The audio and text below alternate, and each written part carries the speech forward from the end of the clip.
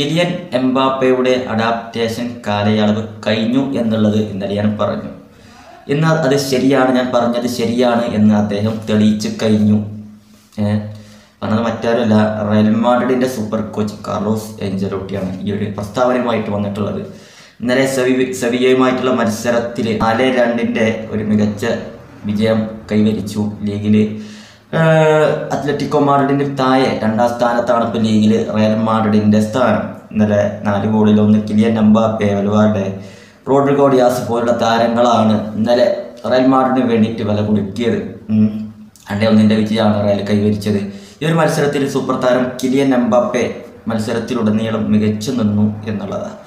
അദ്ദേഹം കളത്തിലേക്ക് വന്നത് മുതൽ, റയൽ മാഡ്രിഡിൻ്റെ കുപ്പായം വിട്ടത് മുതൽ അദ്ദേഹത്തിനെതിരെ ഒരുപാട് റയലിൻ്റെ ഫാൻസ് തന്നെ ഒരുപാട് തിരിഞ്ഞിട്ടുണ്ടായിരുന്നു. കാരണം ഒരുപാട് പ്രതീക്ഷയോടെ വന്നതാണ്. റയലിൽ അദ്ദേഹം വന്നത് മുതൽ റയലിൻ്റെ ഉണ്ടായിരുന്ന സ്റ്റാറ്റസ് പോലും നഷ്ടപ്പെട്ടു എന്നുള്ള സംസാരങ്ങൾ, അതുപോലെ തന്നെ അദ്ദേഹത്തിൻ്റെ ജെയ്സി കത്തിക്കൽ, അങ്ങനെയുള്ള പല കാര്യങ്ങളും കളത്തിന് പുറത്ത് നടക്കുന്നുണ്ട്.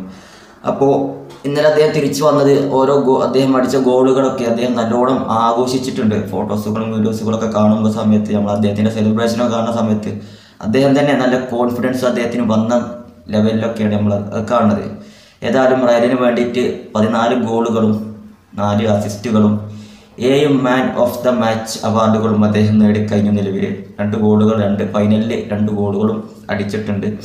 അതുപോലെ തന്നെ 2 ട്രോഫികളും അദ്ദേഹം റയലിൽ ഈ കുറഞ്ഞ ദിവസങ്ങൾക്കുള്ളിൽ തന്നെ നേടിക്കഴിഞ്ഞു. ഏതായാലും റയൽ മാഡ്രിഡിൽ എത്തിയ മുതൽ അദ്ദേഹത്തിന് നല്ല സമയമല്ല ഉണ്ടായിരുന്നത്. കാരണം വലിയ പ്രതീക്ഷയോടെയാണ് റയലിൽ എത്തിയത്. കാർലോസ് എൻചെലോട്ടി ഉൾപ്പെടെ നിരാശനായിരുന്നു. ഒന്നാമത്തെ കാര്യം, അദ്ദേഹത്തെ എവിടെ കളിപ്പിക്കുക എന്നുള്ള കാര്യത്തിൽ തന്നെ. വിനീഷ്യസ് ജൂനിയർ ആൾറെഡി അദ്ദേഹത്തിൻ്റെ പൊസിഷനിൽ കളിക്കുന്നുണ്ട്. അതുമാത്രമല്ല, അദ്ദേഹം അവിടെ തകർത്തുകൊണ്ടിരിക്കുന്ന ഒരു സമയം കൂടിയാണ്. വിനീഷ്യസ് അദ്ദേഹത്തിൻ്റെ കരിയറിലെ ഏറ്റവും മികച്ച സമയത്തിലൂടെയാണ് ഇപ്പോൾ കടന്നു പോകുന്നത്. അപ്പോൾ പെട്ടെന്ന് അവിടെ നിന്ന് അദ്ദേഹത്തെ മാറ്റിയിട്ട് കിലിയൻ എംബാപ്പയെ അങ്ങോട്ട് കൊണ്ടുവരിക എന്നുള്ളത് പിന്നെ കാർലോസ് എൻചെലോട്ടിയെ സംബന്ധിച്ചിടത്തോളം തലവേദനയാകുന്ന ഒരു കാര്യമാണ്, മാറ്റി കളിപ്പിക്കുന്നത്. അപ്പോൾ കിട്ടിയ പൊസിഷനിൽ കളിച്ച് ബെറ്റർ പെർഫോമൻസ് ചെയ്യുക എന്ന് കരീം ബെൻസിമ കുറച്ച് മുന്നേ അദ്ദേഹത്തോട് കിലിയൻ എംബാപ്പയോട് പറഞ്ഞിട്ടുണ്ടായിരുന്നു. അതുപോലെ തന്നെ കിട്ടിയ പൊസിഷനിൽ ബെറ്റർ പെർഫോമൻസ് ചെയ്യാൻ ശ്രമിക്കുകയായിരിക്കും കിലിയൻ എംബാപ്പയ്ക്ക് ഇതുപോലെ നല്ലത്. ഏതായാലും അദ്ദേഹത്തിന് കളത്തിൽ കുറച്ച് കോൺഫിഡൻസ് വന്നിട്ടുണ്ട്. തിരിച്ചെത്തിയതായിട്ടുള്ള സൂചനകൾ, റയലിൽ തിരിച്ചെത്തിയതായിട്ടുള്ള, അല്ലെങ്കിൽ അദ്ദേഹത്തിൻ്റെ ഒറിജിനൽ ഫോമിലേക്ക് അദ്ദേഹം തിരിച്ചെത്തി എന്നുള്ള സൂചനകളൊക്കെ തന്നിട്ടുണ്ട്.